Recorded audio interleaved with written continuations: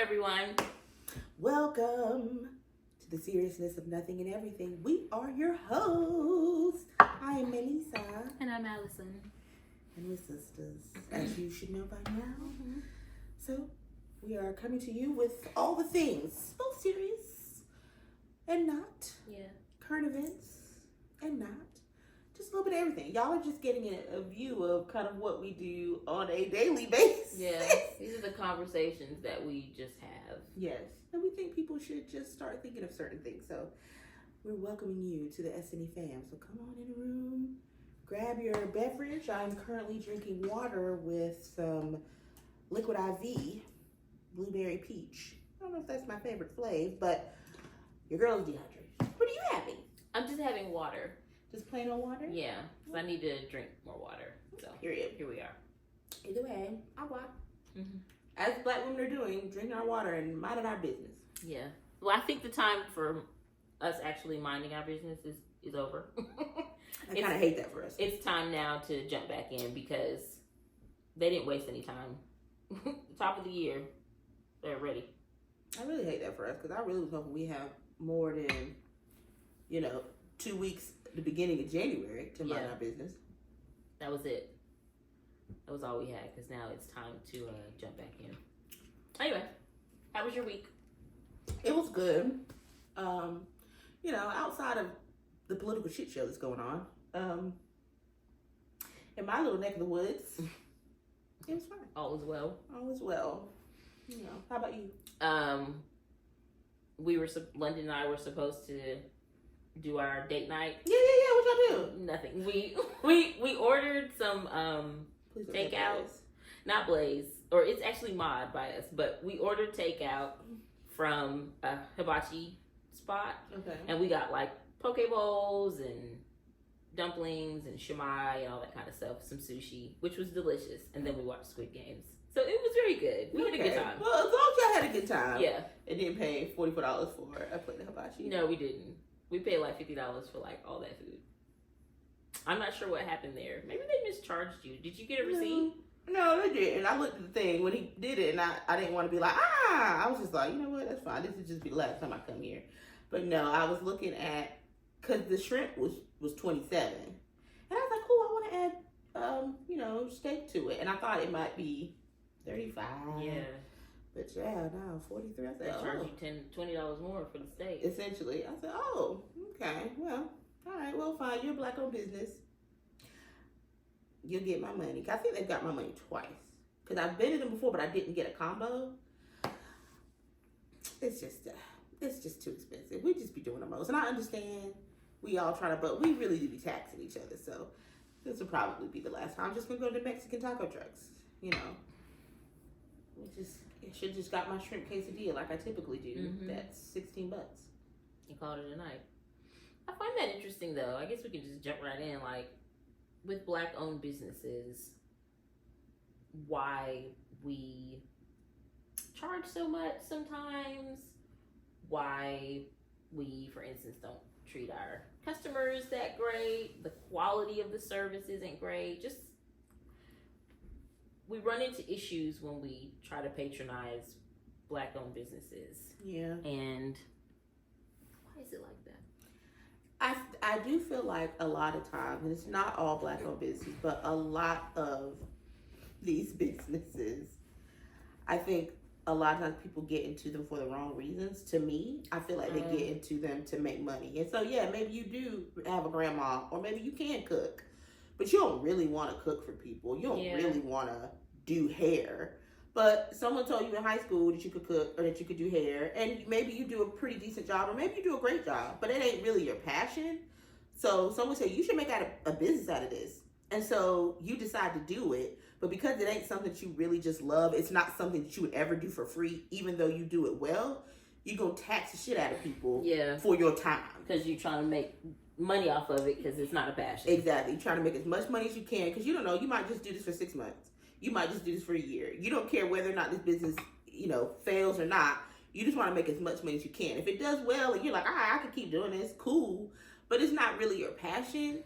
So I feel like you give as little effort as you can, but just enough so people will come and patronize patronized, but there's no heart in it.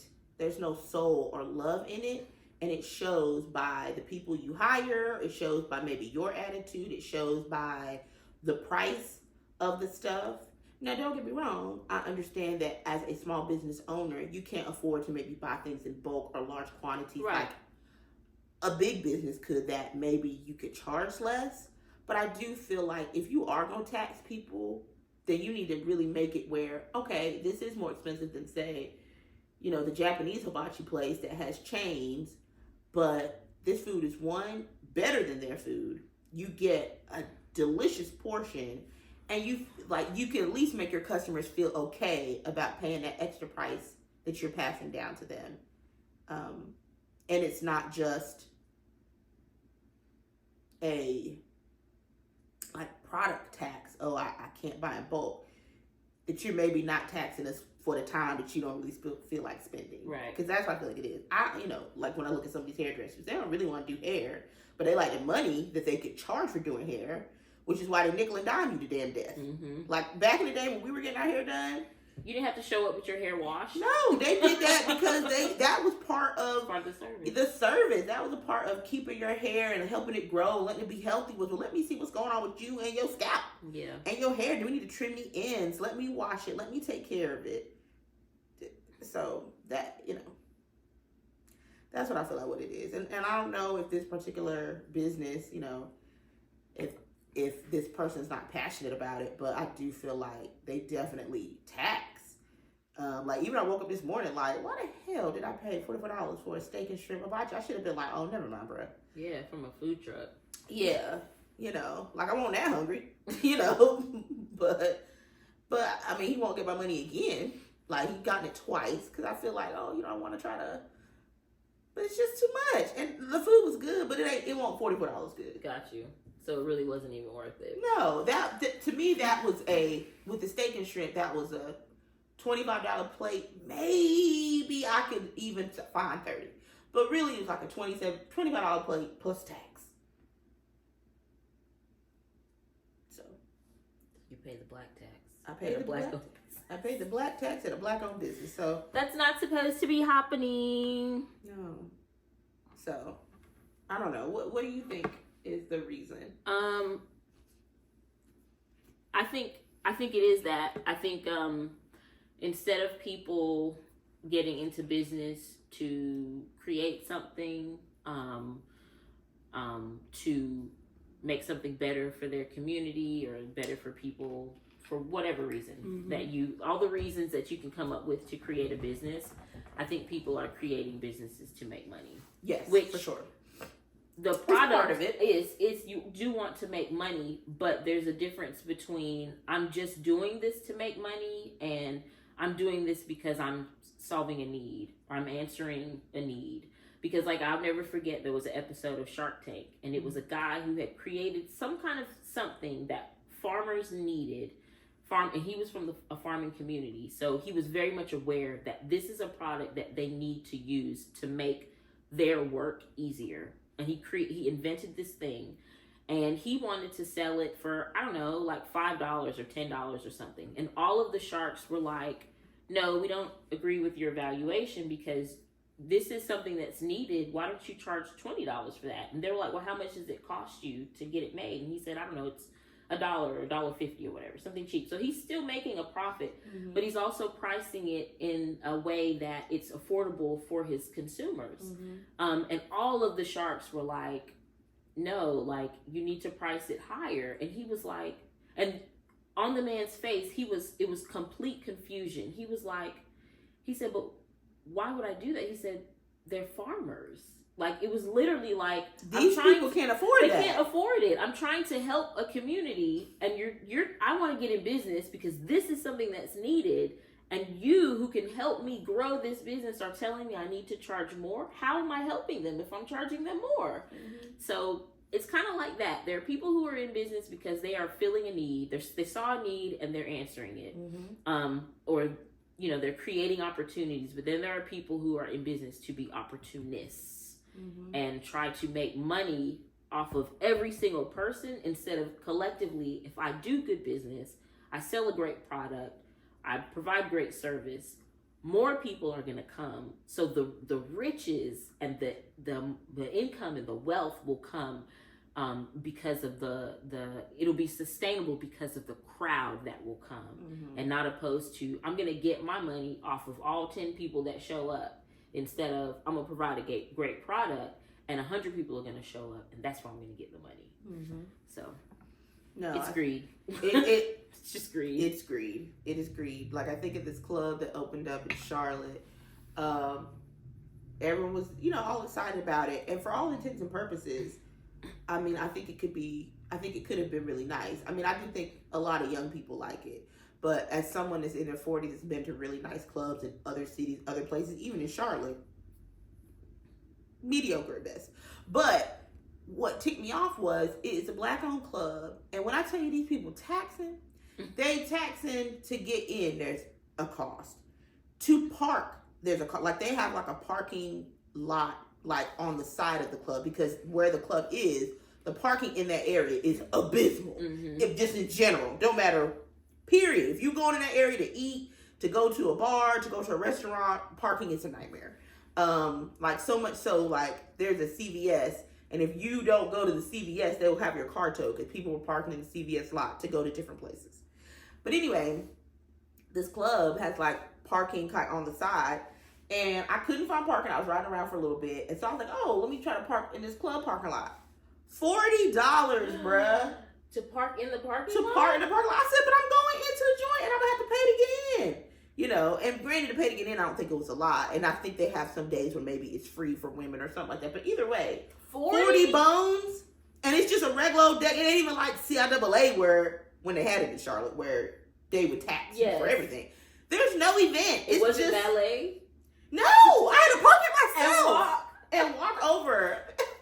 I was like, I know. And so I kept parking. I kept riding around until I found something. But it was just like, this ain't right. This ain't right. And then you get in there, drinks, mediocre, but they $20. Yeah.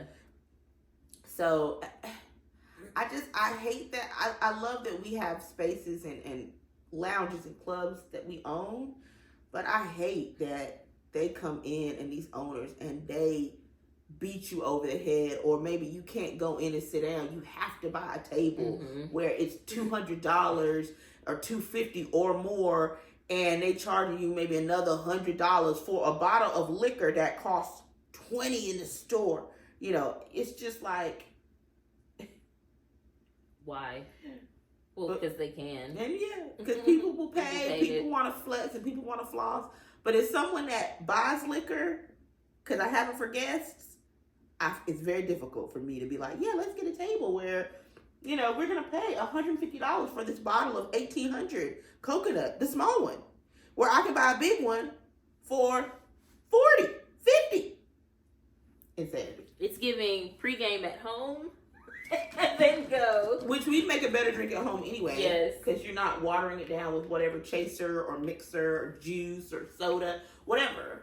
So, I don't know. I do wish other people would do better. I do get it. I know. Any business. Yes. It costs a lot of money, and a lot of black businesses aren't getting business loans and things like that. I get that. But once you get the stuff, like, maybe start off a little slow. And I'm going to be honest, I don't like hearing black businesses be like, I mean, you pay all that money for Louis Vuitton and da-da-da. We've never heard of you. Okay? I'm not saying your stuff is not nice. It might be better quality than Louis Vuitton, but we have never heard of you, Keyshawn, or your wares. Excuse me. So you charging Louis Vuitton, Loewe, Balenciaga, Chloe prices is crazy. At least let your joint build a little bit so we can be like, yes, let us build. But you just going from zero to Louis, it's crazy. But also, like, and maybe it's justified if your pricing is based on the cost of the goods that you're purchasing. If your textiles are hand woven, in Thailand somewhere, then maybe it does really cost this much. But in most cases, that is not the case. It's not the case. Like, the price is not justified by the quality of the textiles or whatever it is you're trying to sell. So it's like that. Like like I understand the argument.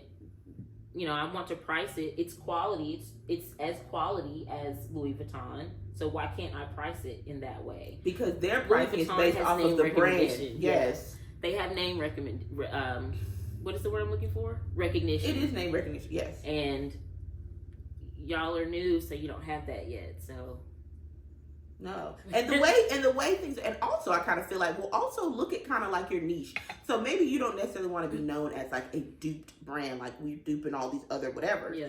But I do kind of feel like there's something to be said, even if you don't want to be a brand that's just, oh, well, this is just a brand of dupes of luxury designers. You can certainly have maybe bags inspired by, but made by the same materials or better. And the way people are shopping these days, they're going to gravitate towards your stuff. I mean, how many times have I heard influencers who are in the luxury space talk about how they will not buy a brand new Chanel bag because Chanel is out here losing their minds. Like the cost of their classic flaps and all that stuff are insane, and the quality is not good. So I could certainly see maybe a Brandon Blackwood, but he's already grown his brand where people know him and he has brand recognition, but his pricing is still spot on. But I could see like a Brandon Blackwood or maybe even a newer designer say, I have heard what people say about Chanel bags, and they're pretty much trash, especially at, new. Yeah. And no one wants to pay full retail. They're looking for pre-loved. Yeah. I could certainly see them swoop in and say, we want to make some bags that might kind of be inspired by it gives a Chanel classic flap, but it's not. It's our brand, and it's amazing. The quality is impeccable. Let the girlies jump onto that. Yeah. But don't be like, well, Chanel charges $5,000. So we're going to charge $5,000. Maybe you charge $500. Maybe you charge $1,000. Maybe you charge something less than that because you can and you're trying to build, and then the price will go up, because that's the thing. No one says that your price can't go up. Yeah. But when you first start, I do feel like you need to the cost of your fabrics and textiles, and then as your brand builds and gains more recognition, sure, you can add. Don't go crazy, because people are not really buying Chanel. This is not black people. But I mean, you could go crazy, but for your consumer. Yes. So that's what I don't understand. Why people don't do that. But it's greed. Yeah, it's just what you said. I mean, this country, we've said this here before, was created for business owners, for capitalism. And the problem is that, and I'll just say minority groups, but certainly brown people. This country was not created for brown people to be successful and to thrive. And so when we get into these business and capitalist spaces, we tend to take on like the priorities that the establishment has. And a lot of those priorities are money, power, pride, like money, power, respect.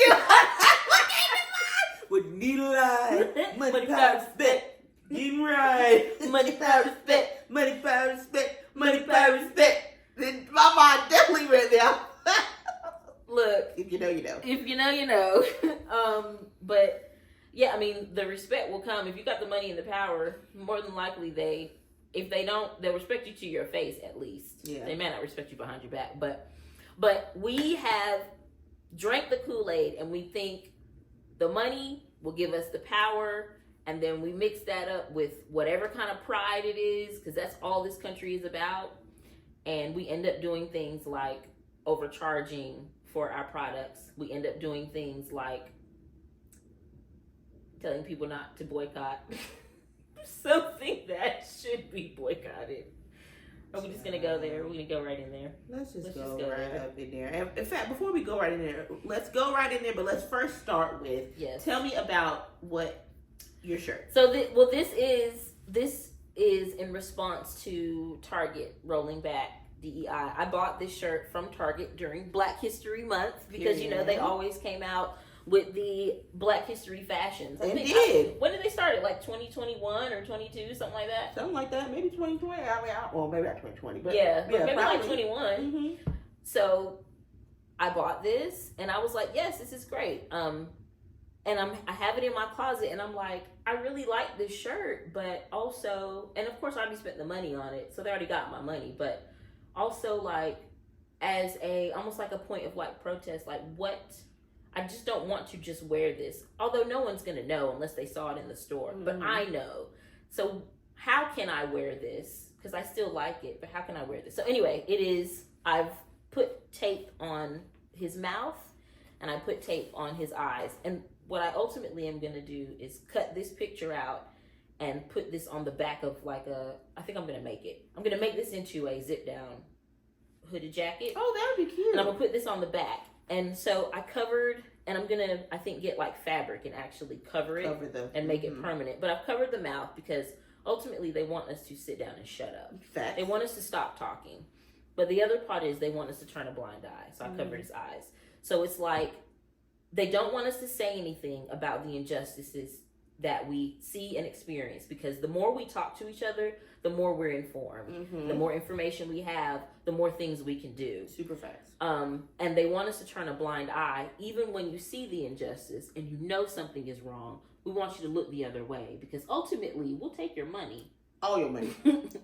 But we don't want you to try to do anything to make us change. So anyway, this will become a zip down hoodie at some point. I like that. And That's you're exactly right though. Target apparently has been that some bullshit from jump, but they hit it very well. Were they from jump? Well, I'm just saying. Oh, just based off of what they did, because it was too easy for y'all to just scrap DEI. Yeah. And yes, we understand that DEI really won't even about black people, even though clearly these MAGA folks don't. MAGA people are really the dumbest people alive, but I digress. It was so easy for them to scrap it. So y'all really want for black or brown people, marginalized communities, veterans, women. Y'all really weren't for disabled. Y'all really weren't for these people, because that is what DEI is about. So all of these folks can work for your company. These folks can also come into your store and see things where they feel included. That is what DEI is about. Diversity, equity, inclusion. So how is it that you so quickly fold because a fool is back in the White House? This man, who you know is supported by racists, has said racists are fine people, has done all the things. You know he is not a good look, grabbing women by the pussy, like, huh?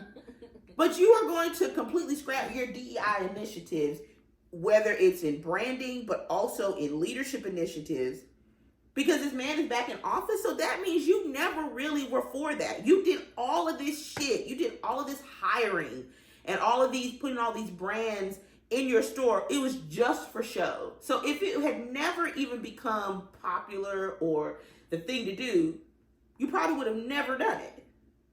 But you did it because you're like, oh, well, this seems to be what's in style, so we'll do it. Because if you really believe that, you'd be out here looking like Costco. Like, we're not gonna do it. We're not gonna do it because there's a benefit to it. So obviously you saw no benefit in it. Or the benefit you saw was sheerly money. For all I know, they had all the people in the upper echelon, C-suite or whomever, who were making these decisions to do it or not do it, had to be talked into it. And their talking into it was, look, at the end of the day, you're gonna make a lot of money because black people like to spend money. That's how I think about it. So to your point, yes, I think they will absolutely take our money, but they really do not care anything about these marginalized communities, women, none of that. It just was a fad. Because, and then on top of that, y'all don't even wait until after Black History Month. You do this in January. And they say Black History Month is coming, but we still know that you niggas are going to come into our store and buy our Black History stuff. We dare you not to do it. That's the craziest thing. Like, okay, y'all want to roll back DEI, but to do it right before February is like slap. And and we still about to put out Black History stuff because we gonna get your money. We know you're gonna come. We know you're gonna come. That is really crazy. That is really crazy. And you know, there's been, you know, the whole thing about what to do and the Black businesses that are in Target currently, and how can we continue to support them, and the whole debate of should we just go in and just buy their brands and not buy anything else from Target, or just go online and do the shopping, or not go at all. If we shop in Target or any of the other retailers that cut their DEI programming or initiatives, they are still getting money off of what money we spend in the store. For sure. So the solution is not to limit what we purchase. I mean, obviously, if you have to go there, you got to go there. But the solution isn't for people who have a choice to limit what's purchased. It is to decide we're not going to spend our money there. And it really hurt me to hear Tabitha Brown encourage people to continue to shop there, even if it's just for the Black brands. And also for her to kind of center the idea that these brands will suffer financially because we pull our support from Target. And she might be right. But I think one of the reasons I was really hurt is because on top of being a business owner, what we came to know about Tabitha Brown is that she's a believer. Like, she believes in God. And I had to re-listen to the post again, and in the entire post, she only mentioned God like once, maybe twice. And one time was just to say, it was in the middle of it, and she was just like, I just want to make sure, I want God to give me the right words. And it really killed me, because it was just like, as someone who believes in God, and she's been that since I met her in 2020, you know what I'm saying? Yeah. For her not to, like, that was a great opportunity to be like, but my faith. You know what I'm saying? Like, I believe that God will take care of us, me, the other business owners there, because what he has for you is for you, like that kind of stuff. He'll provide a better opportunity. Like, this door might be closing, maybe it is, but there's a window opening. He's already got it figured out, and it was just so it was sad. It was like, this would have been a great opportunity, and I don't know, maybe someone's in her ear. Someone from Target might have been in her ear. You know what I'm saying? Who knows? But it was just like, why was this what she decided to tell us? Yeah, I agree with you. I was also disappointed.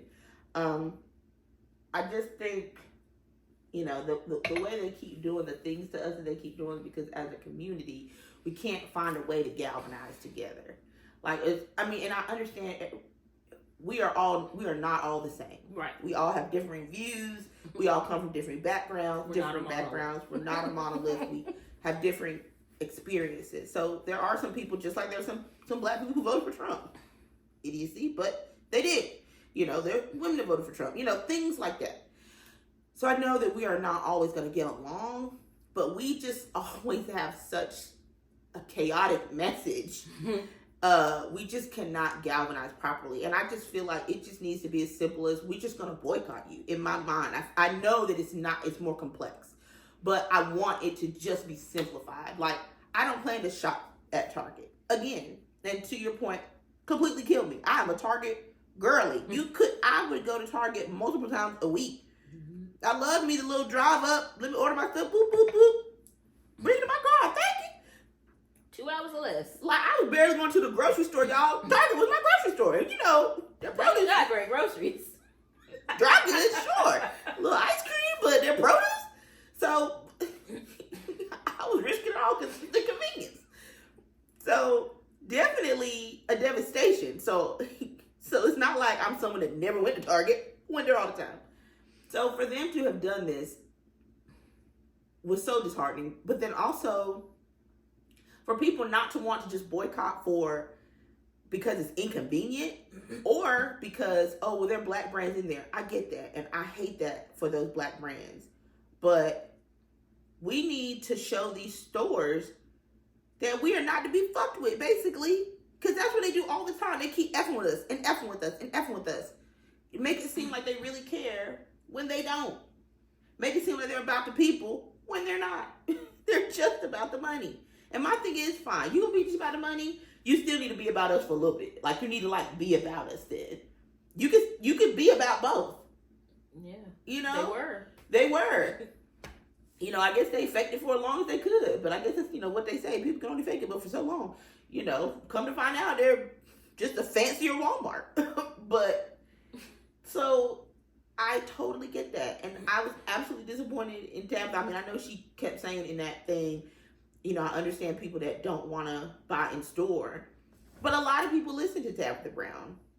And while I'm not like angry at the woman, I'm just disappointed that was her messaging as opposed to digging deep into the faith-based side of her, which she does so much. To me, this, like you said, would have been the perfect opportunity to say, we gonna be all right. But at the end of the day, these businesses need to do better by us. And they are not going to do better by us if we continue to shop there, whether it's Black-owned brands or not.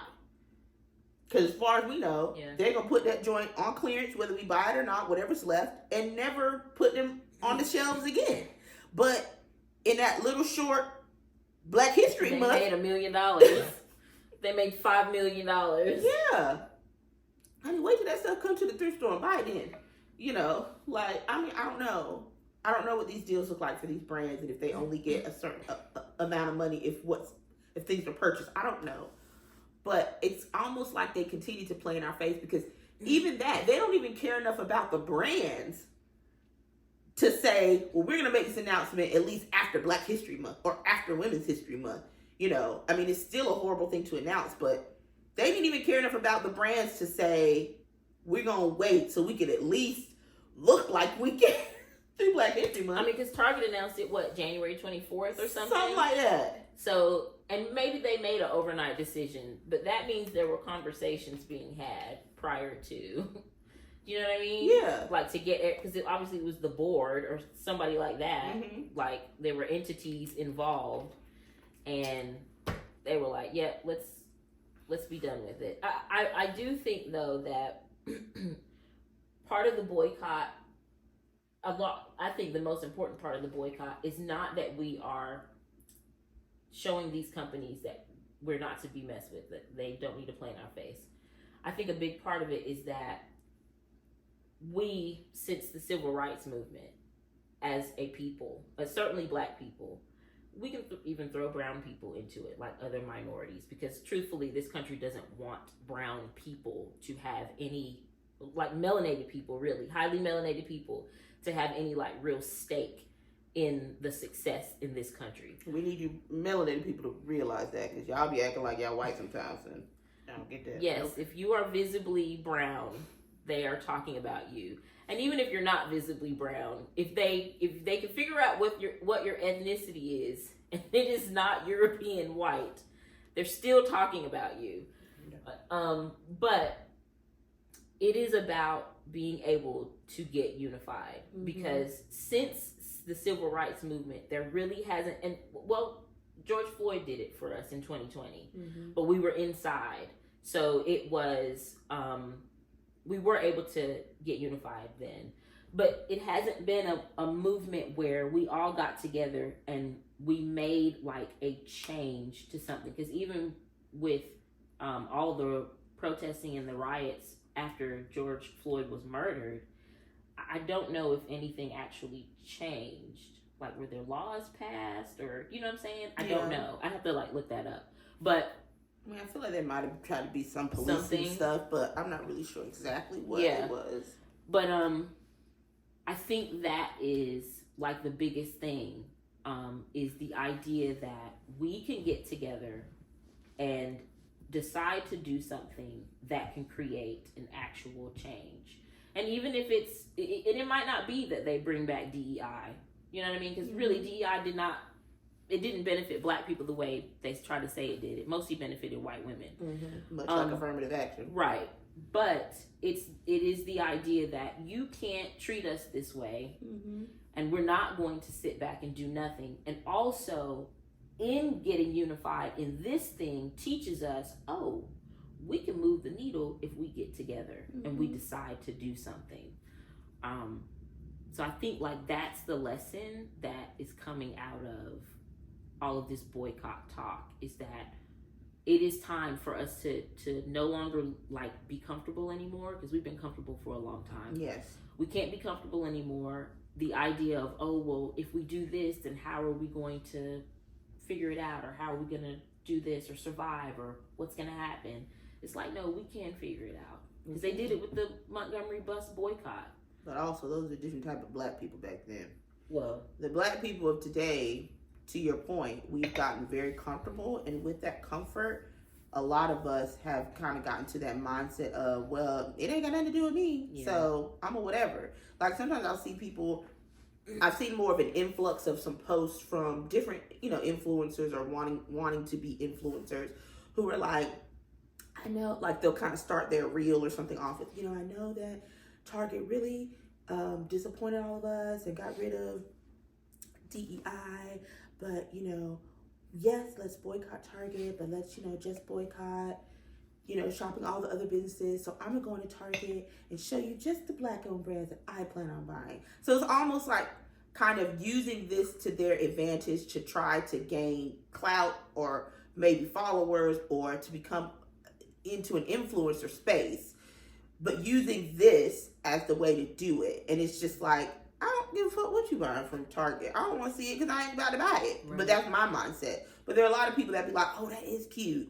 Let me go in there. But it's like you are trying to bank off of the wrong itch, which is, I think tends to be our problem. We, as a people, a lot of times are a lot more opportunistic than we should be. And to our own detriment, or maybe not to their own detriment, but to the culture, to the community, to the community's own detriment. We, as a people, have a lot of selfishness, where we don't think of the greater good. I mean, I look at Snoop and Rick Ross and Nelly and all the rest of them fools that, we're entertainers. And some people, well, you can't be better entertainers. Y'all have a responsibility, whether or not you think you do or not, you do. And as a collective, this man is a racist and is supported by racists. Why in God's green earth would you want to support this man? Or to entertain him? Because all I can think of is, here go the black entertaining white slave master. That's what it looks like to me. All these people that don't even like you, that would probably call you, well, that's a nice nigga, to your face or behind your back, and you performing them for a check, it's crazy. All money ain't good money. So it's just too many of us like that, who are just like, well, it's good for my family. Yeah, but at the end of the day, do you think these folks really give two craps about you? And they wouldn't lump you in with the rest of us in a heartbeat? So, yeah. So I don't know. I wish we were our ancestors in the civil rights days. We were much stronger then. As far as, we have more, I think, values then. We did. We had a different set of values. Yes. And we stood firm on them. Yes. Like, even the fight for equality, it was based on, this is what's right. We're humans, and this is what's right. Mm-hmm. Now the fight for equality is, I should have the right to do whatever I want to do. And yes, you should, but not at the expense of someone else. Not if what you're doing is actually harming someone else. So, I just think there are too many black people taking on the wrong white people's views or sentiments. And what I say by that is like the Diddy's of the world. Now, granted, he was egregious. Garbage. Yes, but the idea of, I am a man in power, and I see what some of these other white men in power are doing, and I feel like I should be able to do the same thing, and I should, my consequences will be their consequences, but you're not white. And I know as effed up as that sounds to say, but you're not white, you can't do that. Mm-hmm. That's the reality of where we live. We've never been able to do the same things that white people do. Mm-hmm. We've never been able to just sit in mediocrity and still be able to go far. That's what white people do, unfortunately. Not all white people, but a lot of white people. Black people have to be far better, far more, what's the word I'm looking for? Beyond reproach than white people, unfortunately. I mean, look who y'all put back in office. Do you think if Obama was a felon? Never. Like, we can't move how they move. But you have some people as they grow, some of our people as they grow, feeling like they can move the same way that these white people move. And we cannot. We don't live in that type of society. Nope. So I just, as a people, I wish we would really recognize that and say, we have to hold ourselves to a higher standard. We can't go low to their standards, even though they get more with these low, bottom basement standards, morals, values. They get a lot with it. We cannot live in that realm with them. No, because that's not who we are. It's not who we are. The people inherently, it's not who we are. Inherently, no, it's not. We're not built that way, which is why all of these many years later, we still are not, as a collective, we still are not like that. Exactly. But yet, some of us are trying to be that way, and you see what happens. It's not for us. No, we're trying not those people. We're trying to operate in a realm that's not our lane. So we need to get back to being who we really were created to be, which is different. We're different. We're different. That's why our skin is brown. We're different. I just feel like we're a divine group, and the Lord just expects more from us, because we showing that his soldier group. I wish we weren't, but we are. And we need to act accordingly. I mean, in church today, I was watching Change Church online, and he said, sometimes divine intervention is based on it comes after personal initiation. And it's essentially, after we do our part is when God steps in to do his part. Mm-hmm. And because I had really been like thinking like, okay, how am I going to participate in this boycott? Because, the idea of like not shopping at Target or Walmart or Sam's, which I go to Sam's every week. So the idea of cutting these places out, and then all the other places like Lowe's and Publix and like all the places, how realistically am I going to participate in this boycott? And I was like, and what's the way to do it in a way that actually makes a difference or makes sense? And then the thought was like, number one, I shouldn't be doing it like with the idea of like, but is this going to make a difference? Because if everyone thought that, then nobody would do anything. So it needs to be, I'm doing this because this is the right thing to do. I'm not going to support places that do not value my presence. Exactly. So there's that. But then also it's like, but what is the right thing to do? Like, is it boycotting, or should we be focusing on something else? Because this country, while they don't like black people, they also don't like poor people. Like, or women. So where is the fight, right? But then it's like, but this is the fight that's in front of you right now. So your involvement, your personal initiation into getting involved, that's then where like the rest of the stuff gets into motion. So it's like you have to start somewhere. You've got to, like, faith without works is dead. You've got to start doing something.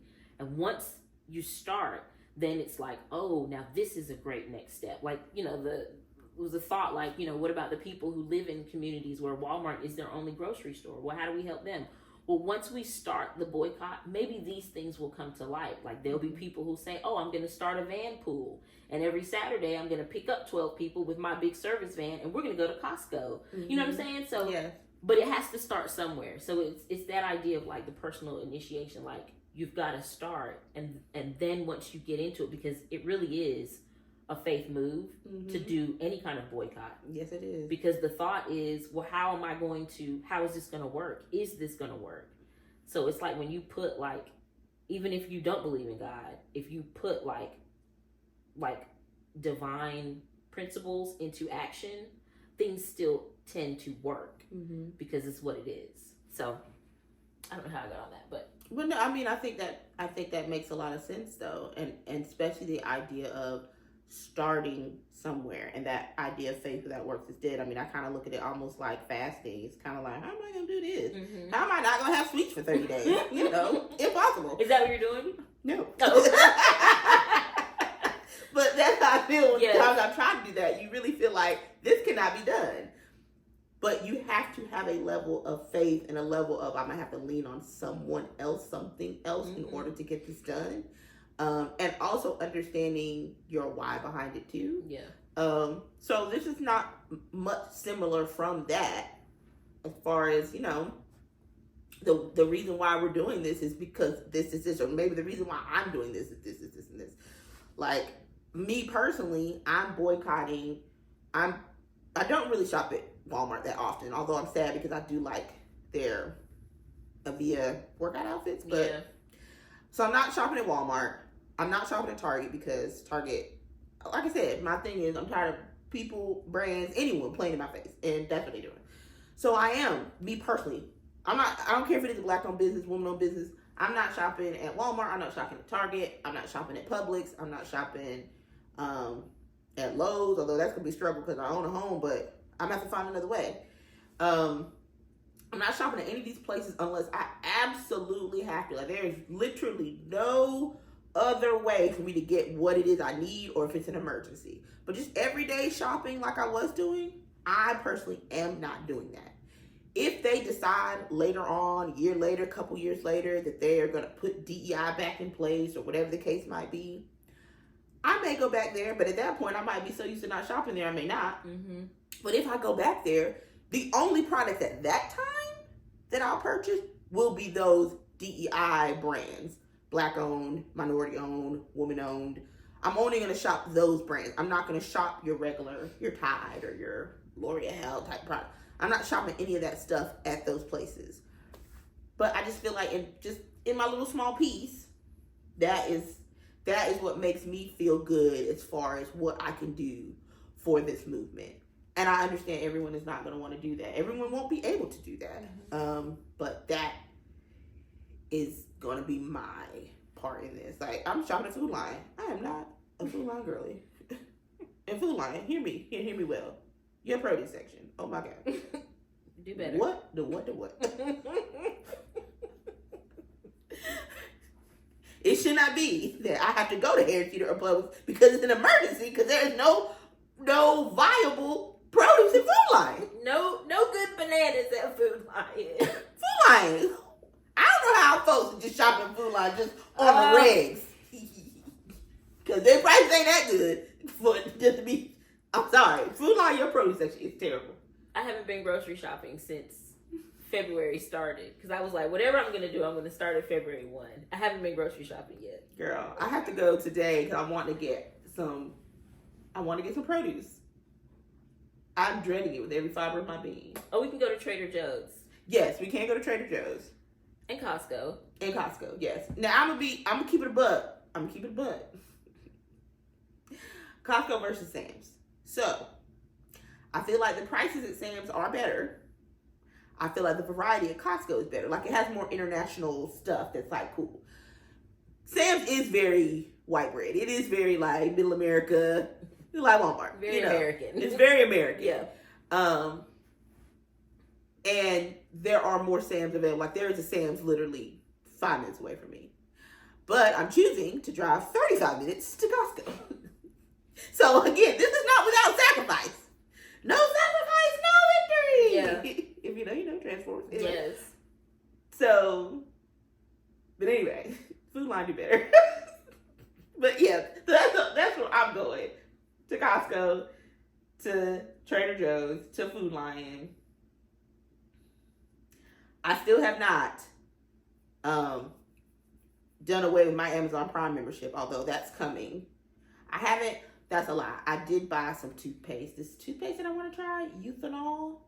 It's a UK brand. I can't find it anywhere else. It's supposed to be good. It's supposed to be really good. So I did buy that yesterday. But that's the only thing that I bought since, I don't know, January 20th. I think before January. I don't think I bought anything, at least since 2025. That was the first thing I bought from Amazon. So I am rolling back, because Amazon again. I buy some Amazon every day. Yes. Have stuff sitting in the cart. Yeah, so I'm rolling that back. How about you? Well, I haven't gotten rid of my Amazon. I haven't ordered anything, but I didn't order a whole lot, but I like to have it in case I needed something. Right. but I do watch Prime Video a lot. Like Frasier's up there. Um, but so that is something that is gonna have to go. I'm not doing Target. I'm not doing Walmart. I'm not doing Sam's. Like, you know, your TJ Maxx's, Marshalls, all that stuff. That's off the list. I'm not gonna go to Publix. Luckily, the Publix around me stinks. The Publix was my go-to, especially for my produce. Yeah, Publix did you right with the produce. You really did. So I'm not gonna go there. I did have a thought about like social media outlets and how people are saying, you know, leave Meta and stuff like that. But then I thought, you know, part of the reason I think the establishment is up in arms, and also part of the reason that we're where we are as far as like as a community, we are much more informed now than we used to be, is because of social media. Yes. Because the information, people are putting it out there and we're just able to absorb it. Yeah. So I did have a thought, like getting off of social media, like for instance, leaving Facebook or Instagram or something. That may not be the right way to go, because our voices still need to be heard even in those spaces. Like until they start censoring us or like rigging the algorithm so that these things don't come up based on what we're talking about. But until that happens, and even then, but to still have our voices up there, because what we have to say is important, especially in terms of like Black history, in terms of like, you know, equity and racism and stuff like that. But to expand. So like there's fan base, there's Blue Sky or something people are talking about. So all of these other kind of social media platforms that have come about, like I think the right way to go would be to expand and to really like get involved in those and be more active on those, but still keeping our voices heard, maybe selectively what we put on your Instagram or your Facebook or whatever, just because we know that they are in support of like Project 25 and Donald Trump and like kind of the white male returning of America. Yeah, someone's put some tweet, yeah, way to go, or something like, yay, the white men are back in charge now. Like, come on, guys. Like, really? Y'all been in charge, and look where we are. Shit show. Still always been a shit show. Yeah, you were never not in charge. Like, and it was horrible. You all were terrible. You were just starting to make room for other people. Like, you were never not in charge. But, yeah, whatever. But, yeah, so I think there's value in expanding and not necessarily jumping off of the other stuff. Have you gotten on a fan base? I haven't, but I'm going to do that this week. Yeah, I'm going to do that too. I did get rid of my Facebook page. Granted, I didn't get on Facebook that much, so it wasn't really that much of a loss. But, you know, from a lot of people were telling me with Facebook is becoming more and more like their timelines were like still riddled with a lot of like right-wing stuff. I don't know. But I just got off because I was like, look, I only need one meta platform. Instagram is going to be kind of like Amazon. It's going to be hard for me to get off that. But, you know, maybe fan base would be amazing. And I'll be like, Instagram too. But, yeah, I did delete my Facebook account. But I do have Instagram and I have TikTok. And I want to get fan base. I don't know anything about Blue Sky. I don't either. I think Amanda Seals was jumping on Blue Sky. Okay. I'm not familiar with it, though. But, yeah, so... I think there's there's real action that can be taken. I would like someone or maybe a group to kind of come forward and be like, all right, y'all, this is what we're going to do. Just so we can have a framework to operate from. Yeah. And we'll try to find some, because there's some influencers that have like some ideas. So in some of our Instagram stories and things like that, we'll try to repost some of those ideas. We haven't glommed onto any particular one. We've just kind of done our own, like, this is what we're gonna do. Yeah. Because at the end of the day, even if it is someone saying, okay, you go to Target but just buy Black owned, and then maybe next month you don't go to Target at all, or but if we're not going to any of it, we're part of the movement. Basically, you know. And then I also don't want to forget the fact that in this time, I don't know how good of an idea it is to become a heavy consumer of things. Just because we don't know, a lot of people out here losing their jobs and being furloughed, and we don't know what law's about to pass. So, not to say that these businesses are, it's frivolous spending, but I am saying, we need to be cautious about our spending. With Trump being back in office, it's going to cost the middle class, and of course, those who make less than the middle class, it's going to cost us more money. If you're in the tippity top percentile and you are well into six figures and you making all the money, well, you probably won't see a huge deal. But for us that, are middle class folks, we're going to be hit over the head. Yep. So this might be a good time to roll back some of your spending anyway. I mean, I saw somebody, and maybe we can post this also. I saw somebody talk about in 2025 how to roll back your economic footprint or something. Yeah, something like that. And it was essentially just all those ideas, not shopping with large corporations, shopping locally, doing things like farmers marketing, going to locally owned businesses, and even things like doing some gardening in your own backyard, and even when you're thinking about clothing that you're buying, to cut back on what you're buying and to think about who you're buying from and where do they get their clothes made and all that kind of stuff. So I think to your point, there's some real value in just considering our economic footprint and just how can we scale that back just as a whole. I agree with you.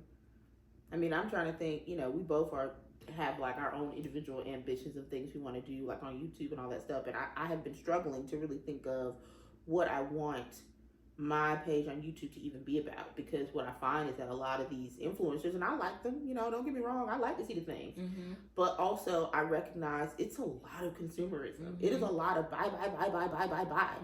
And I don't necessarily, even if it's for the big girls, yeah girl, be plus size and be fabulous.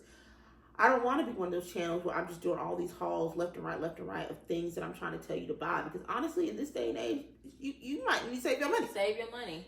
So I've been struggling with trying to figure out what I would want my channel to really focus on, because it was okay, fashion for the plus size girls, but now I'm I don't know, girl. I mean, maybe, but what else is there? Because the fashion that I really think that we should be buying as the plus size girlies, a lot of times places don't have them, more sustainable stuff. Or they're quite expensive. You might not be able to afford it. Hell, I might not be able to afford it. So anyway, I'm still trying to flush that out. Perfect time to do it. So, I gotta use the bathroom. I mean, I feel like we talked for quite some time. So, and my lips are so dry. I ain't even gonna hold you. I keep patting them. I've been wanting to get up. I just see my Vaseline over there, literally it's called you need me. And you probably ain't even in the frame, quite frankly. You so really? Girl, we have to cut this off. Ain't no telling. But we gonna see. But all in all, y'all, you do what's best for you with regards to boycott or to not boycott. I do think, definitely think about scaling things back. Whether or not you decide to keep going to Target or Walmart, scale your things back. If you can buy from places that really support you, support your beliefs and things that look like you, do that. Even if it just means you scale it back, as opposed to not doing it all. You do what you can, where all your coin is not going to these businesses that really want to give you the double middle fingers. Yeah, I agree. And look at ways that if you are able to scale back or to boycott completely, if you have the bandwidth, look at ways that you can help other people do that too. Because I think there are a lot of people who would, but it's really not feasible for them. So if you're able, let's figure out how we can actually turn this into a community event or community movement. But then also, don't forget the Black-owned brands. Go to the websites. Find the other places that they are available and patronize them in that way. For sure. Because we have enough financial power in our community. In marginalized minority communities, there is enough financial power for us to be able to help ourselves. We can do it. Yes. We just need to be intentional about it. And some of our Black billionaires, Oprah and all y'all, can y'all please maybe band together? I know we got schools out there in Africa and stuff, and that's great. But can y'all come together and create a Target, Walmart type store that is very nice, where you have DEI businesses. You have black owned, brown owned, woman owned, veteran owned businesses that you can put specifically in those stores. So when the Targets and the Walmarts decide to say, oh, screw you, it's all good because we ain't shopping there no way. We shopping at Ebony. Yeah. I don't know. The Ebony Village Market. Exactly. I love y'all. Close this out, Melissa. she couldn't wait no more. Thank you for joining us. I'm going to go too because when I tell you my lips are so dry, oh my God. Until next time, I'll call you later. Like, subscribe, click the notification bell. All right?